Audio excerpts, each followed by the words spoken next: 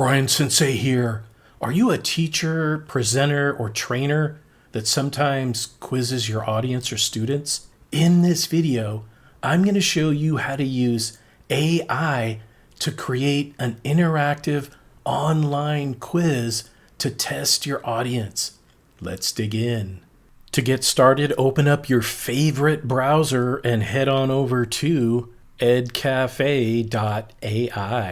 You'll find a link in the description below. Once you're here, you can go ahead and get started now and sign up. I'm going to go ahead and log in. All right, once you're logged in, you're going to find your library. Over on the left, you're going to have Create, Home, Library, Recent, Account. So I'm going to go to Create New. And this is going to show me the different activities and assessments I can create. And I'm going to start with a quiz. All right, here I have the opportunity to enter the topic. In this example, I'm going to create a quiz for students at my School of Rock. Excellent! And the topic is new wave music. All right, next to that we have text. This is where you can copy and paste source text and information. Next to that, we have web page. So you can also provide links to web pages that also have information related to your topic. And finally, next to that, we have files. This is where you can upload existing documents that you have. In this case, I am going to upload a document. I have this document here on the history of new wave music. I'll go ahead and open it up. You can take a look. And so this is a nice detailed document on new wave music. And so I'm going to go ahead and drag and drop this right here onto the page. The file will upload. All right, now below that we have options. Question type. In this case, I'd like a multiple choice quiz, but you can also do short answer or a mix of both. To the right, we have number of questions. So here we can leave it on automatic, or we can specify how many questions we would like in our quiz. I'll go with 5 for now.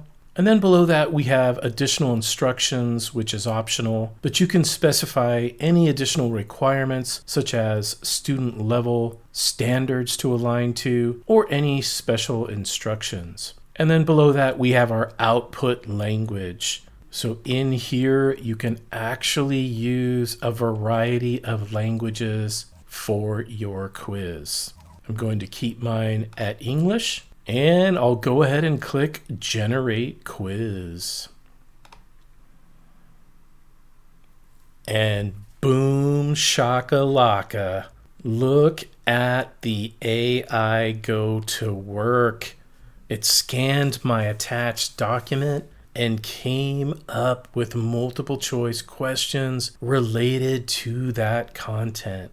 All right, so let's go back up to the top here, and I'm going to go ahead and read through each question. For accuracy, I can also make modifications by clicking on the More menu, and I can add an image to this question. I can regenerate the options, or I can delete the question. I can also click the up and down arrows to change the order of the question. Down here, this is fantastic. We have an explanation explaining why this is the correct answer and why the others are incorrect. This is really nice to be able to give immediate feedback to the students or audience. All right, and so you can go through your questions, make sure you are good with them. Down here, we can have AI add an additional question. But if you're happy with what you have, you can go ahead and save this. I'll click Save here at the top. And I'll give it a name. And it's going to save to my library. I can also decide if I want to share this and make it public for other people to use. For now, I'm going to keep it private and save. All right, so now look at this. Here is where we can now assign the quiz and make it available to my students or audience. I'll go ahead and click Assign. And in here, we have the option to provide a QR code. I can copy the link to the quiz and make it available elsewhere. I can download this QR code. I can embed it in a web page, or I can send it to my Google Classroom or my Microsoft Team. Over on the right, we can select the mode, classic form-based quiz with summary at the end. Or maybe we want this to be just a practice quiz. And then here we have assessment, one question at a time, feedback at the end. I'm going to go ahead and do classic. Below that, I have options such as shuffle questions. This is nice if you have students sitting side by side who might glance over at their neighbor to see what they are doing on their quiz. We can also set a time limit. So we have some nice options there. Right here, we can preview the quiz to see what it'll look like. Let's go ahead and preview. Start preview. Okay, so this is how it will look. Up here at the top, you can actually preview what the other modes will look like. But I can go through here and actually answer the questions, and we can see what this looks like when we submit the quiz. Oh, look at this. I'm getting feedback from AI. Brian, you showed great effort in completing the quiz, which is an important first step. While none of the multiple choice questions were answered correctly, this is a valuable opportunity to review the material and strengthen your understanding. So here I can go down now and I can see which ones I got incorrect. And they also provide the correct answer and explanation for each and every question. So that is really nice. All right, and so I'm going to back out of this and we'll go back to our assignment area. Here, I'm going to go ahead and copy the link, and I'm going to send this to a student right now so we can see what this looks like as students complete the quiz. All right, so at least one student has completed the quiz. Let's go ahead and view the report.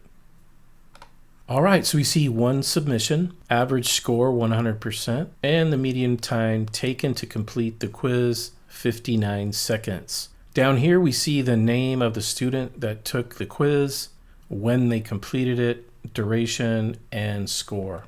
And we can go ahead and click here on, oh, it looks like Sting completed the quiz. Let's take a look. Here we can open it and see how Sting responded, which questions he may have missed. He actually aced this one because, hey, you know, Sting was part of that new wave music coming out of the punk rock era. All right, at the top, we also have a questions view, so I can flip this to see by question how students responded. So we'll see an average per question. And then here we can download all of this data to an Excel spreadsheet. All right, now we'll go back, and we can always go to our library on the very left to see our list of creations, re-access them if we want to use them in the future or review the data. Here again, we can export the data, we can edit the quiz, we can share it with a colleague or friend. And in the More menu, we have a variety of things like translating, renaming, editing the description, moving it, cloning it, visibility, and then we can go ahead and delete it if we need to.